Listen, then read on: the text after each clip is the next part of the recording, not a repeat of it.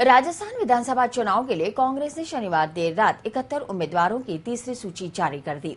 इस सूची में अजमेर, उत्तर, दक्षिण, पुष्कर, मसूदा और ब्यावर से कांग्रेस उम्मीदवारों के नामों की घोषणा कर दी गई है। उम्मीदवारों की घोषणा होते ही अभी तक शांत बैठे कांग्रेस कार्यकर्ताओं ने अपने उत्साह का प्रदर्शन करते हुए उम्मीदवारों का स्वागत किया।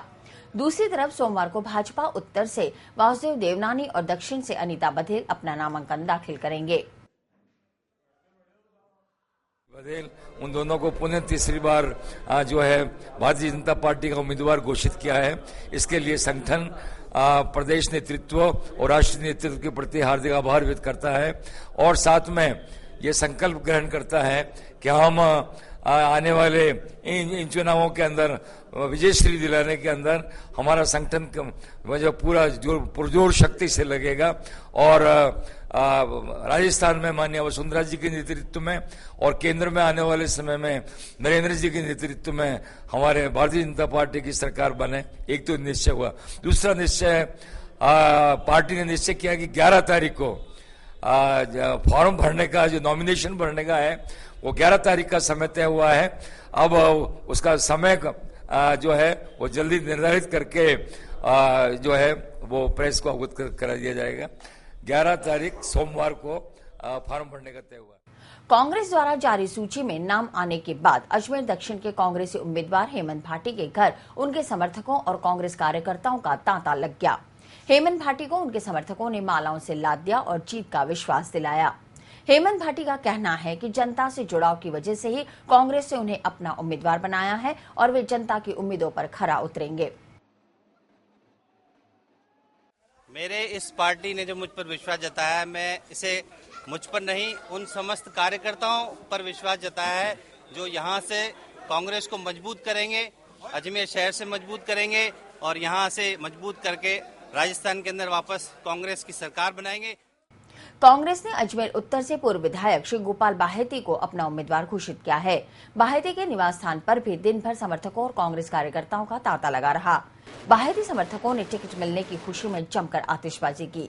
बाहेती ने दावा किया कि जनता भाजपा विधायक से ऊब चुकी है और इस बार व्यापक जन समर्थन में वे विजयी होंगे।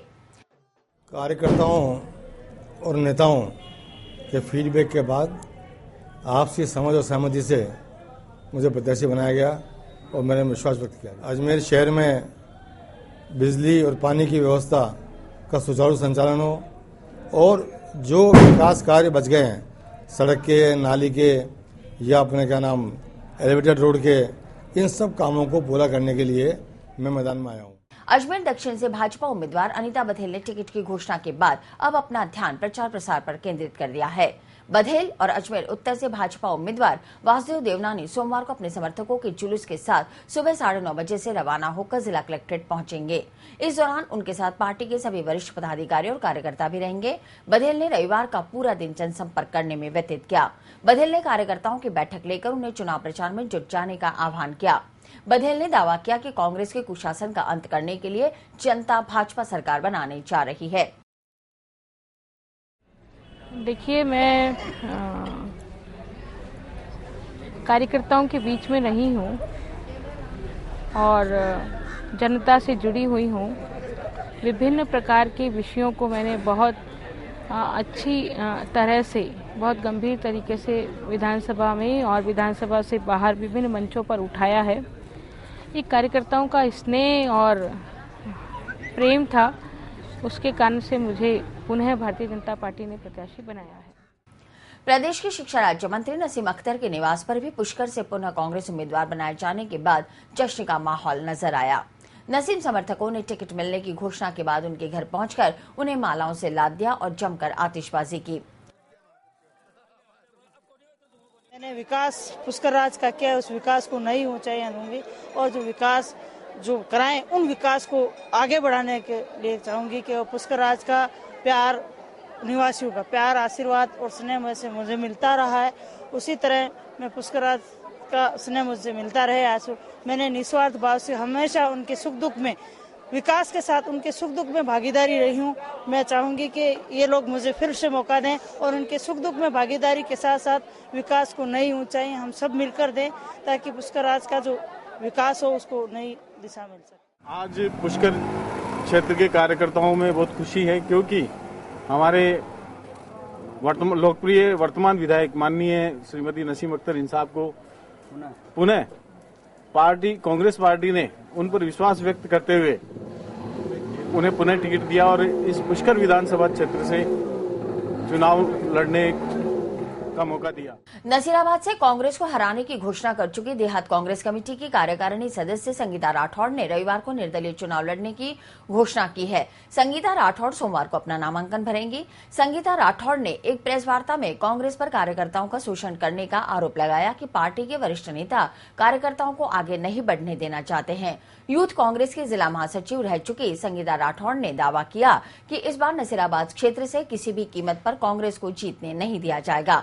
संगीता राठौड़ ने सोमवार को निर्दलीय उम्मीदवार के रूप में नसीराबाद से नामांकन भरने की भी घोषणा की है।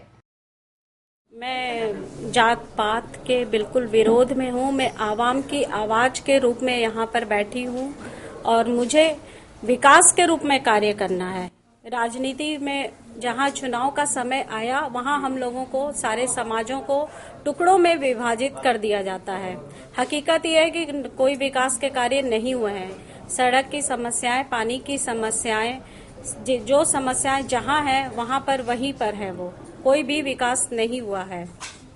और समाज के रूप में जो ये लोग अलग अलग वर्गों में विभाजित कर देते हैं, सिर्फ उस वक्त समाज याद आता है जब इलेक्शन का टाइम आता है और कोई विकास नहीं होता है और मुझे विकास का कार्य करना है। विधानसभा चुनाव में भाजपा और कांग्रेस पर उपेक्षा का आरोप लगाते हुए निर्दलीय उम्मीदवार उतारने की घोषणा कर चुका जिले का राजपूत समाज रविवार भी अपने उम्मीदवारों की घोषणा नहीं कर पाया है। राजपूत समाज ने कुछ नामों के पैनल की घोषणा की है। समाज के बैनर पर चुनाव लड़ने वाले उम्मीदवारों की घोषणा कल तक किए जाने की संभावना है। समाज के प्रवक्ता जयसिंह राठौड़ ने बताया कि समाज के बैनर पर चुनाव लड़ने के इच्छुक लोगों में अजमेर जिला प्रमुख सुशील कंवर पलाड़ा के पति और गत विधानसभा चुनाव में पुष्कर से भाजपा उम्मीदवार रहे भंवर सिंह पलाड़ा भी शामिल हैं। राजपूत समाज द्वारा अपने उम्मीदवारों के नामों की घोषणा सोमवार को किए जाने की संभावना है। राजपूत समाज द्वारा जानकारी दी गई कि मंगलवार को समाज के सभी उम्मीदवार जिले की 7 विधानसभा क्षेत्रों में अपने नामांकन दाखिल करेंगे। पूर्व निर्धारित कार्यक्रम के तहत आज 1 बजे मेजर शैतान सिंह राजपूत छात्रावास में सभी विधानसभा क्षेत्र के जो प्रतिनिधि है वो आए। उन्होंने विधानसभावार अपनी रिपोर्ट दी और अपनी राय अभिव्यक्त की कि अब उन्हें उनकी राय किस तरह की है, क्या कैंडिडेट खड़ा करना है या उनको किसी को सपोर्ट देना है। इस बीच ये बात भी आई कि मसूदा से अभी बीजेपी ने प्रत्याशी तय नहीं किया है, इस बात को भी दृष्टिगत रखा जाए।